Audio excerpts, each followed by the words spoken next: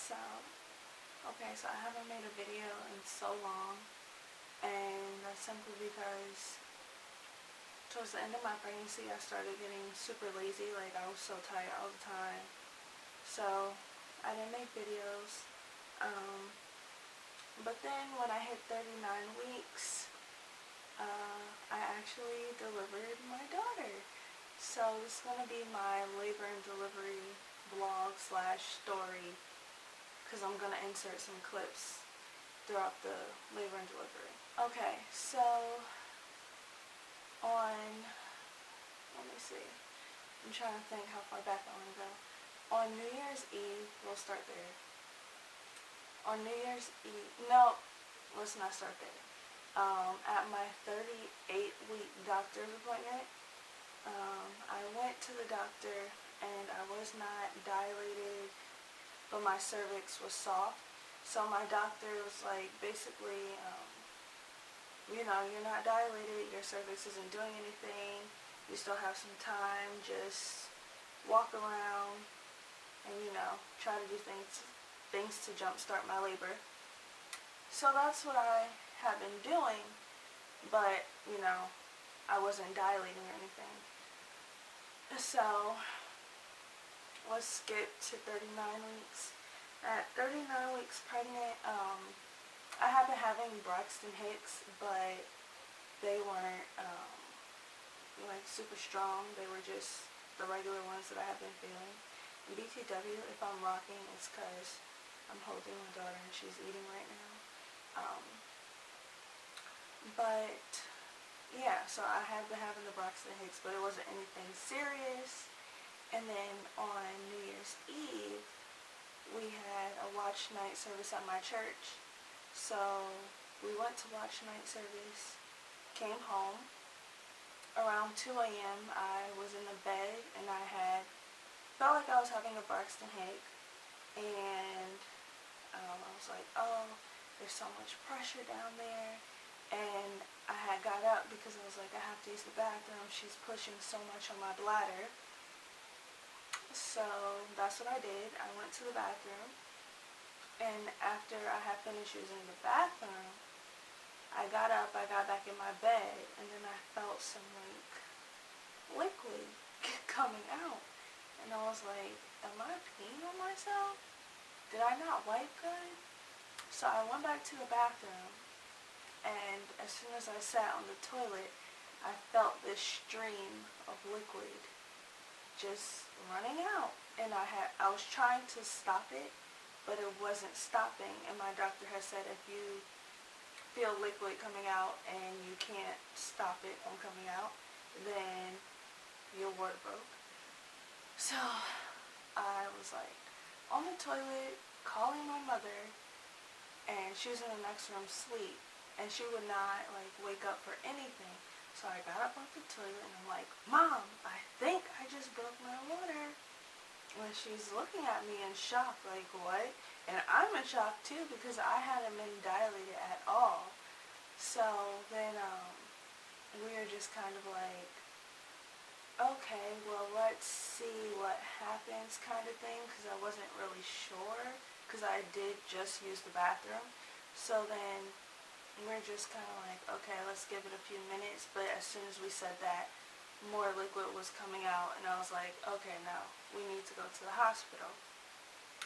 So then I get in the shower, we go to the hospital and everything, and we get to the pet unit, and they have me on the monitor.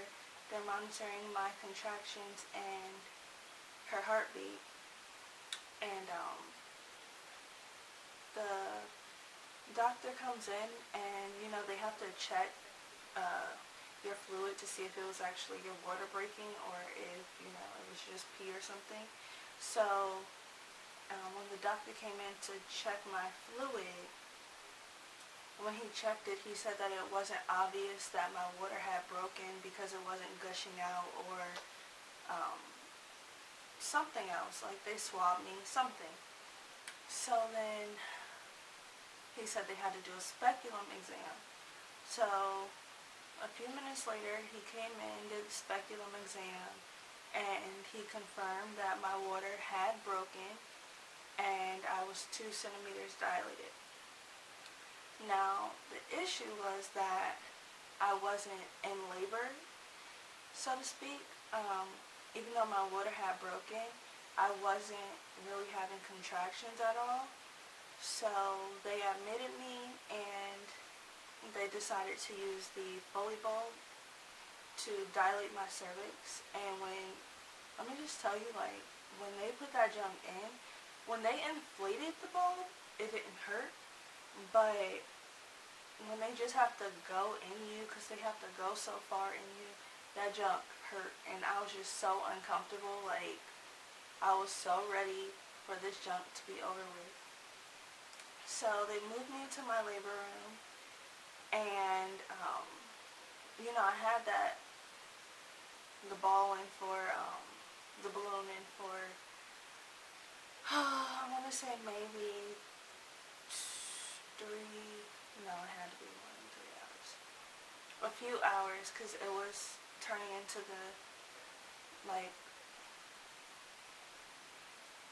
it had to be. It was maybe 2 or 3 hours. Okay, 2 or 3 hours, I'm going to say. And I had used the bathroom, and the balloon fell out. And I told the nurse, and they were like, oh, good, that means that your cervix has dilated to 4 or 5 centimeters. So I was all excited, like, yay, I'm halfway there. This is almost over. But then when the doctor came in to check me, she had said that, she asked if the other doctor had a hard time putting the balloon in. And I was like, I don't know. He didn't say he had a hard time. So then she said that I was only 3 to 4 centimeters dilated. So I don't know why the balloon fell out. Maybe it wasn't in the right place. But then after that, a few hours of that, and I still wasn't having contractions like I should have been. So they decided to put me on the Pitocin. As soon as they put me on the Pitocin, it took a few hours to kick in. And when I tell y'all, those contractions were like awful. That was probably the worst part of my labor and delivery, were the contractions. Like, oh my gosh, y'all. Mind you, I had gotten to the hospital at 2:30 in the morning, and then they started the Pitocin at 5:30. No, the balloon. Nope, I'm lying. The Pitocin, they started at like 5:35, and oh my gosh, like, that junk was so bad. And I had planned to have a natural birth with no epidural, no medication. So it was just so bad. And then, I got to 6 centimeters dilated without the epidural. And then I thought my contractions were so bad, y'all. Like, I was going in and out of consciousness in between the contractions. And I felt it, like, it was so bad. So then the doctor came in to check me a few hours later, I want to say around 12, and she said that I was only 6 centimeters dilated. And at this point, when she said 6 centimeters, I looked at my mom and I was like, give me the epidural. I need the epidural. I cannot do this anymore. Like, I can't do it. I need the epidural. So, they got the anesthesiologist. He literally took like 5 minutes to get into the room. And he did my epidural. But he screwed it up because the epidural did not work at all.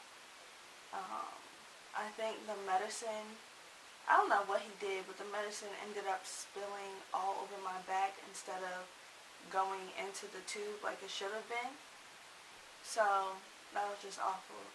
And then a few hours later, my aunt had came. Okay, sorry y'all. I had to adjust and get her situated. Um, but a few hours later, my aunt came, and this was after they had done the epidural. She came because I wanted her to be there for the birth, because she's like my spiritual mother, so I wanted her to pray with us and everything. And a little bit after she had come, another doctor, the doctor that was going to be delivering my baby, she came into the room and she was like, "Oh, I'm just going to check you." And when she did my exam, she goes, "Oh, well, you're fully dilated. Looks like we're about to have a baby." And I was like, "What?" I literally looked at my mother like, "What?" Because I had just been 6 centimeters. And mind you, this was at 12 that they checked me, and I was 6 at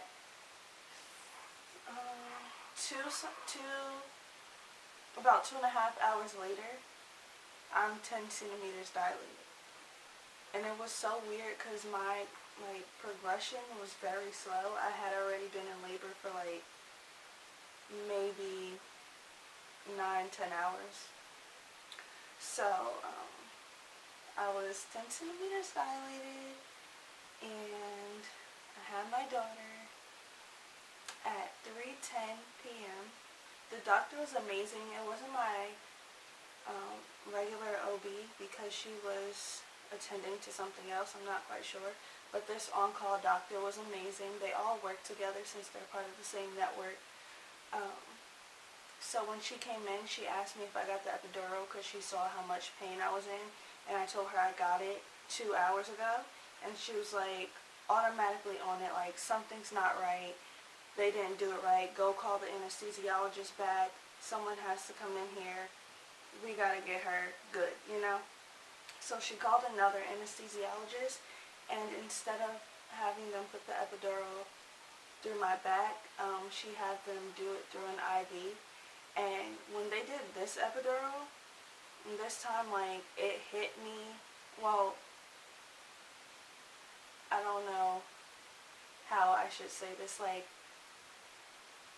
it made me very nauseous. There we go. It made me very nauseous, so they had to give me nausea medicine. And then it numbed only the left side of my lady parts because she was poking to see, you know, where I was numb, if I was numb, since I was about to deliver.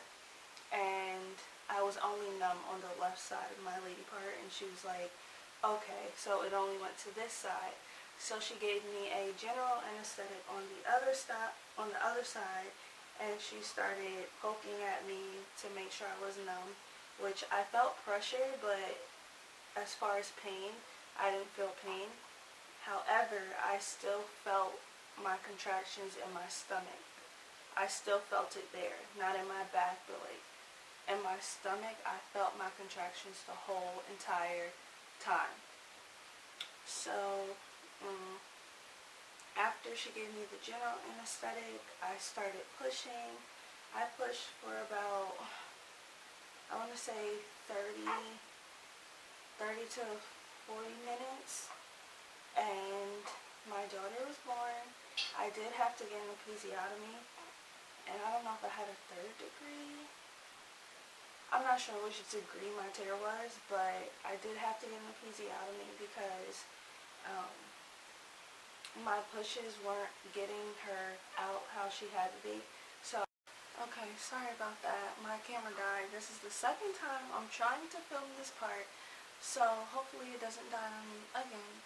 But pretty much what I was saying was that my pushes weren't efficient because I was so numb down there, and because my contractions were putting me in excruciating pain in my stomach, so I couldn't push as well as I would like to, and they had to give me an episiotomy, and also they had to suction her out. But she was born on January 1st at 3:10 p.m. She weighed 6 pounds 10 ounces and was 19.5 inches long. And I'll show you guys her. This is baby Ava. So that is my labor and delivery story. Thank you guys so much for watching. and I'll do a 1-month postpartum recovery video. But I'll see you guys soon. Okay. Bye. Love you.